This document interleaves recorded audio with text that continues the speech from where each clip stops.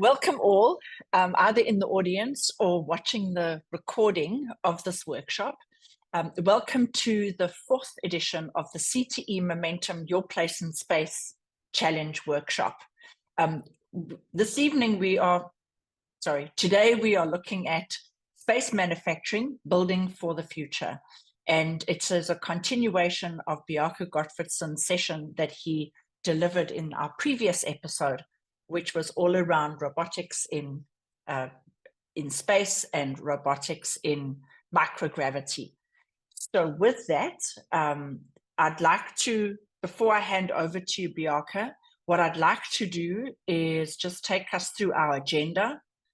And that is to introduce the CTE challenge and the role of MaxIQ Space.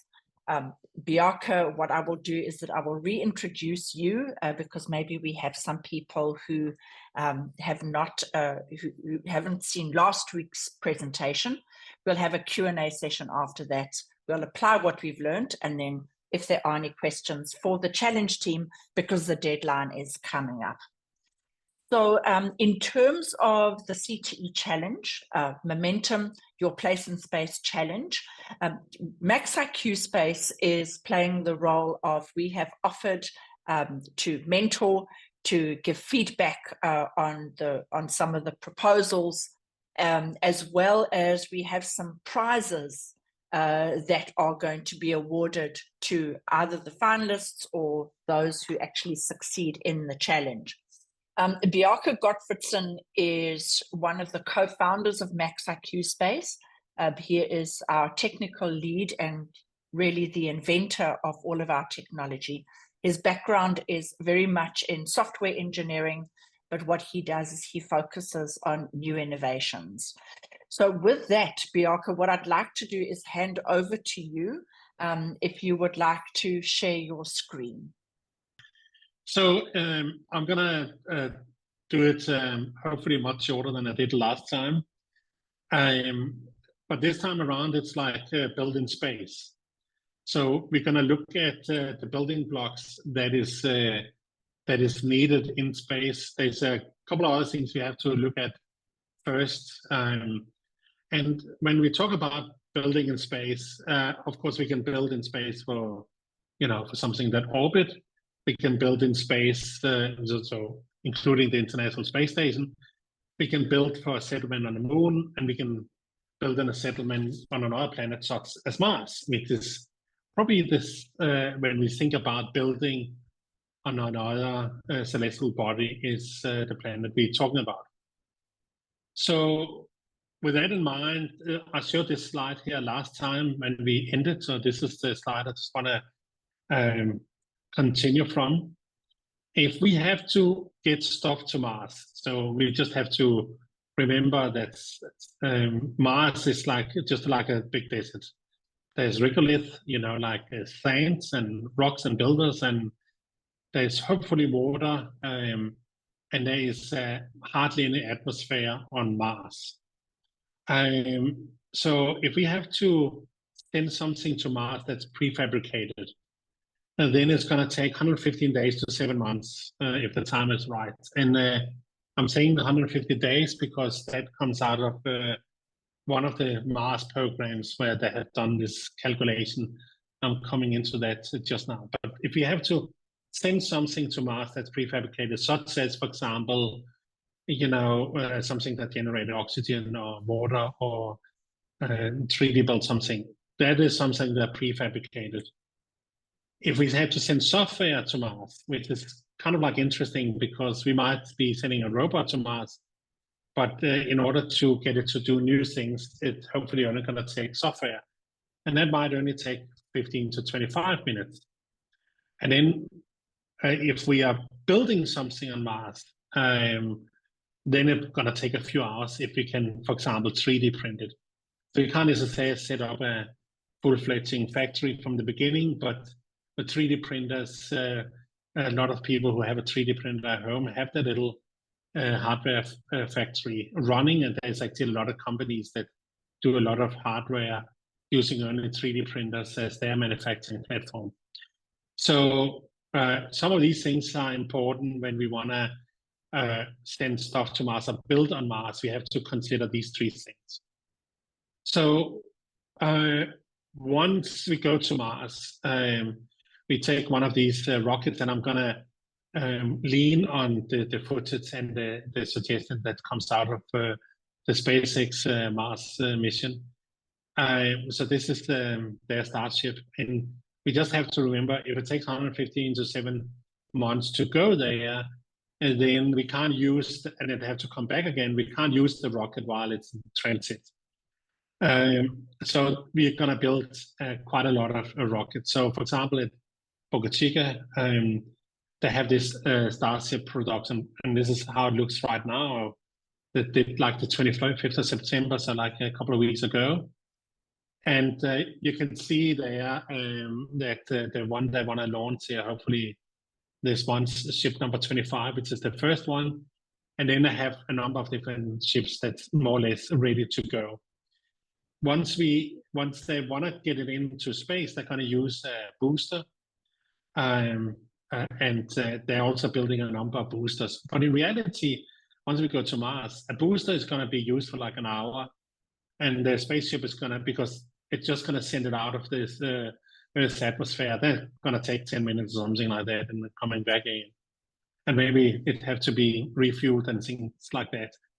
But the spaceship, the Starship, that's going to be gone for like over a year, if you're really lucky, sooner. So 1 hour versus a year is the difference between why we have to have a lot of Starships and not necessarily a lot of boosters. So one of the things that comes out of that program was they had an aim in this SpaceX Mars mission to send 1 million people to Mars using 1,000 Starships sent during the Mars launch window. So the proposed journeys would require 80 to 150 days. That's what they calculated, so average 150 days. You can see that's where I get it from, over 9 synodic periods over a 17 years span. So that's kind of like the goal, and that's what SpaceX with their Mars mission is attempting to do. So we have to consider, sending stuff to Mars. When we have to send building blocks there, then what are we going to send, and when can we send it, and how much can it weigh, and things like that. The Starship originally was scheduled to be able to take 100 tons into orbit, or even further. And I think they're slowly, with the new rocket engines, being able to move that to 150 tons. And in comparison to, for example, when we went to the moon, we were talking about a few kilos. So there's a big difference.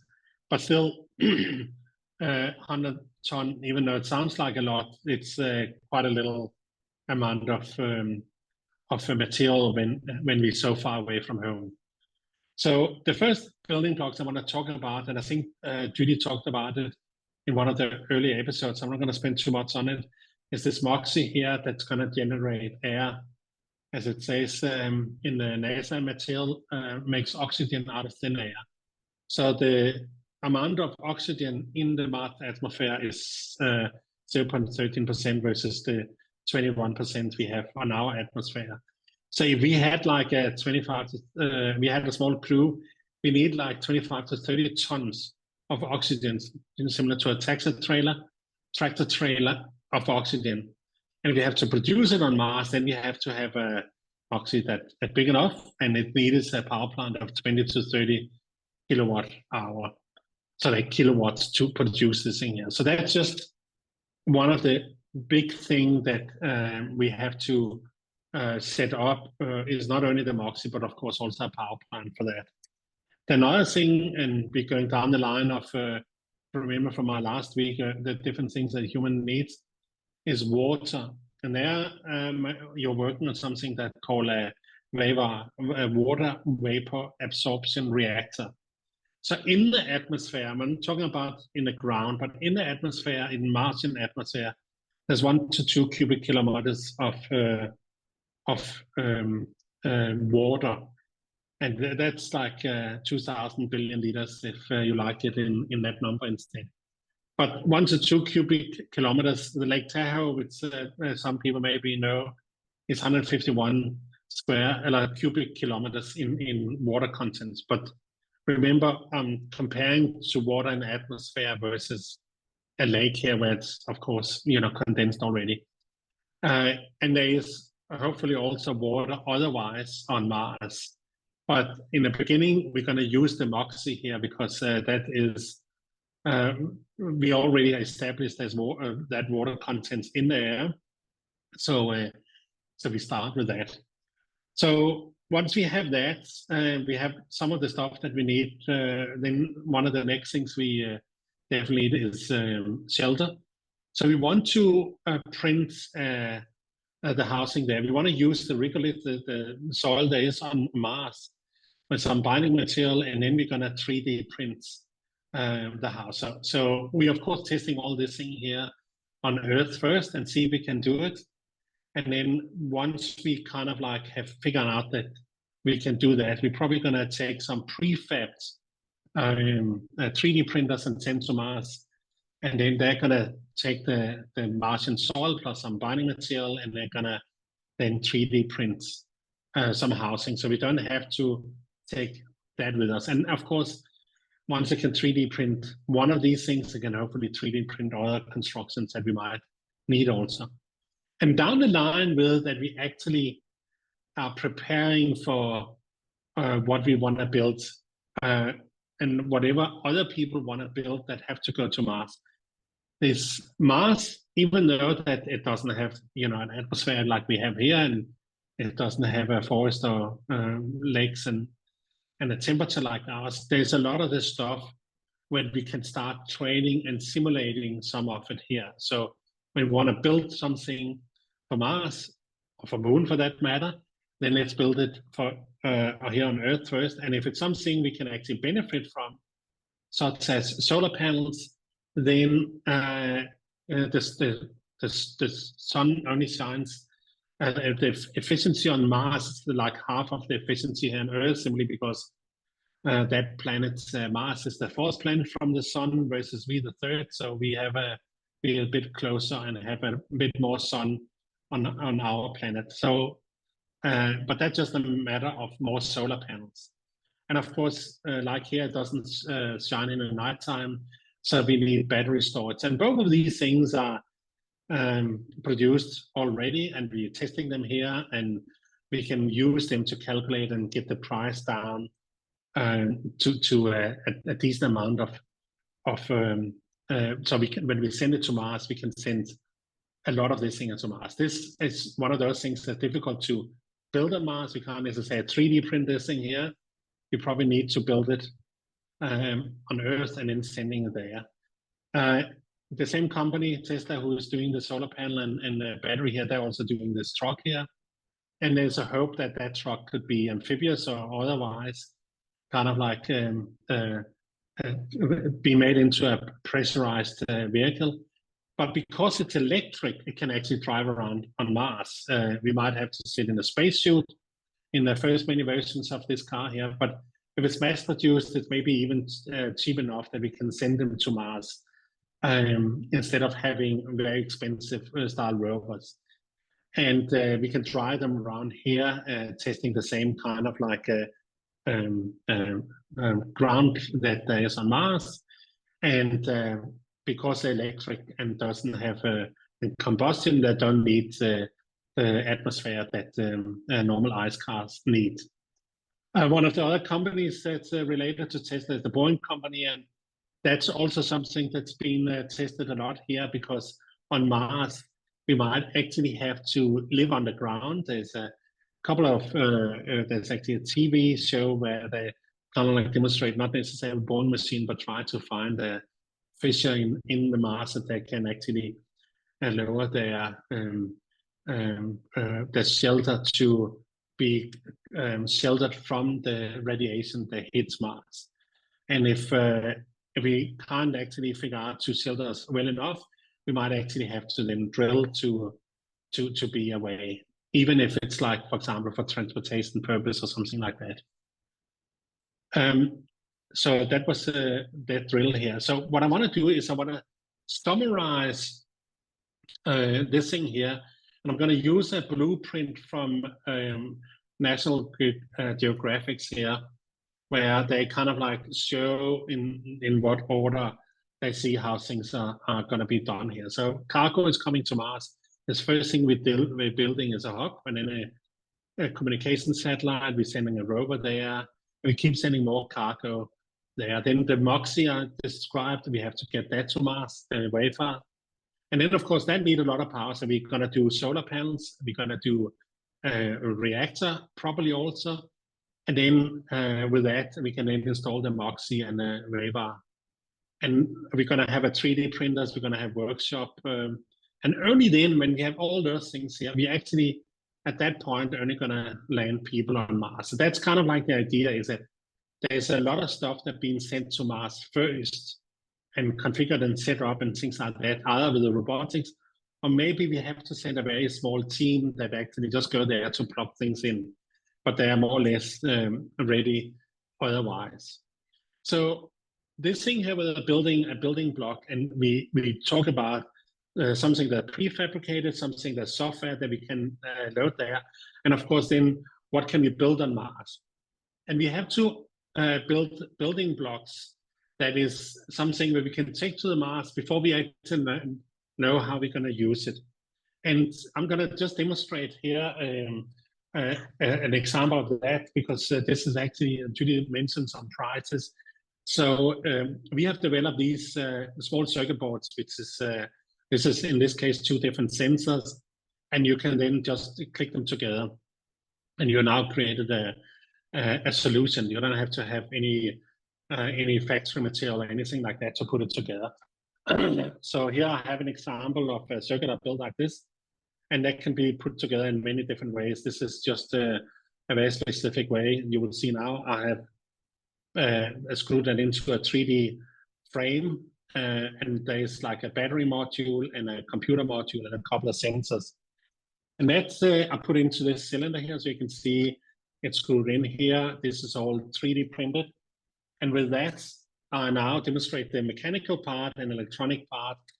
And you can imagine you can put that together on other 3D printed things. So in this case here, I'm actually building a rocket. So this is like, there's a rocket engine, a model rocket, not necessarily a full-flown one. But whatever you want to put to Mars, you have to consider that you have stuff here where you don't really know what's going to end up. So you 3D print some of it. You can't 3D print electronics, so you have a number of different electronics components that you take with you, where you don't need, when you put it together, you don't need like a solder station or pick and place machine or anything that requires, for example, a clean room or any of that kind of stuff. You want something that you can just put together. Great. Bjarke, thank you very much. And it certainly does follow on from the previous workshop. You were able to establish a lot of context in the previous workshop.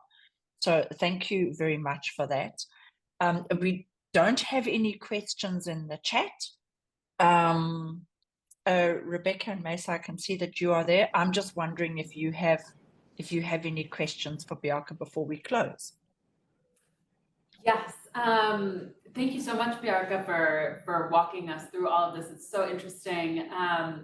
I would love to hear you talk a little bit about what challenges are introduced by an environment that has different gravity from Earth when you're like 3D printing on Mars or the moon, or even if there's 3D printing on the ISS, like sort of what are the problems that introduces, and how might we be solving those in our development here on Earth? So most of us who's not in the 3D printing world, and I'm one of them, I do have a 3D printer. You can see behind me is the different filament hanging. But this is a kind of like traditional 3D printing where we have a filament and we print it and we need the gravity. Another typical one is using resin, and that's kind of like in a resin bars where we drag it out the bars, but it still needs a gravity. There's other 3D printing methods that they use in big industries, where they, I think I can remember the word, centralize the material. So it's kind of like a block of dust that you can, metal dust or whatever material it is. And then you actually send laser into the middle of this thing here. And then when you're finished, you actually just, polish the dust away. And I think some of these methods here, they don't need gravity. They can actually operate in without the gravity. So on the International Space Station, I'm not sure if they have actually done any 3D printing, because some of these 3D printing facilities I'm talking about here, they're quite big. There was one we have at home that needs gravity that, we can have in like a cubic foot of space. And that's probably what we can afford on the International Space Station. Luckily on Mars, that's one of the things there's a lot of is space. So there is not too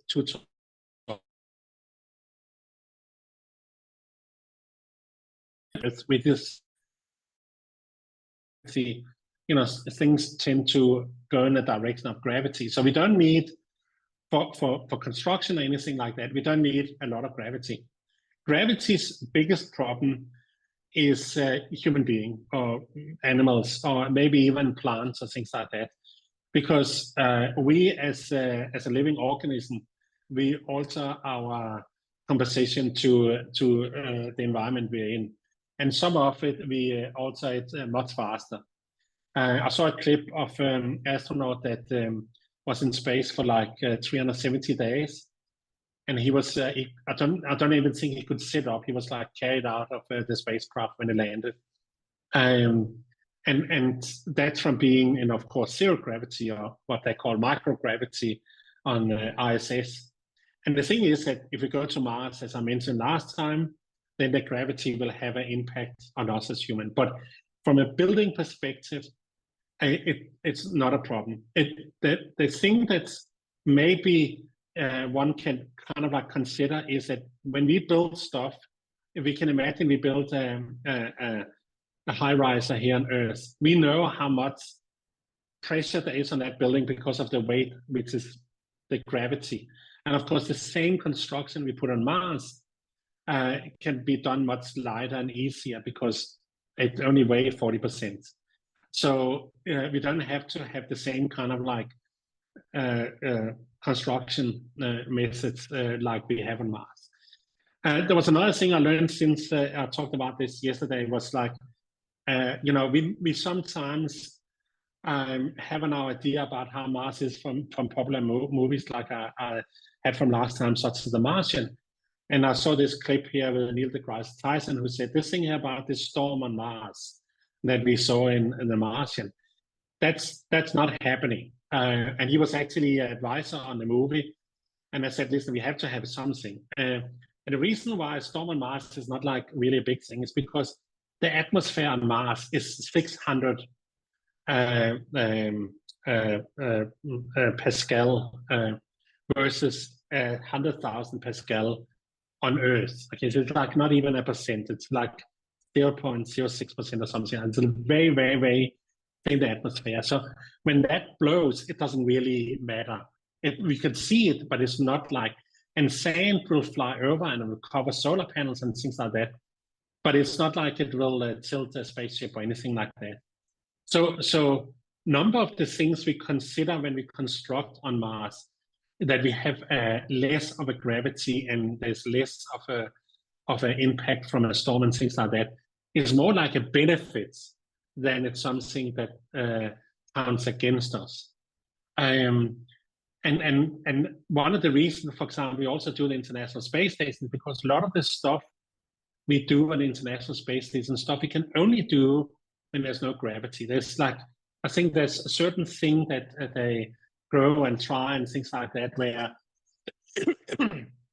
there's a couple of other companies, I think Nanorex or a couple of others, they're busy putting up robotics space stations. So they're not operated by people, but they send up robots and it offloads stuff and then it gets produced as like a factory in space and it gets offloaded and come back to Earth.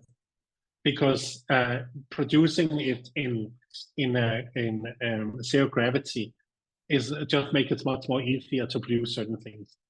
So we can also look at it as a benefit. So I don't think that the gravity, or for that matter, the weather I was talking about last time, is that bad. What is bad is like the lack of pressure. But again, that is also more like a thing for humans. We need the pressure. So when we have the 1 atmosphere pressure that we need, and we have to have it so we can breathe the air and all that kind of stuff. Robots, 3D printers, and things like that don't really care. There might have to be done something special for these 3D printers to operate under, hardly any pressure. But it's not going to be a headache. Let me put it that way.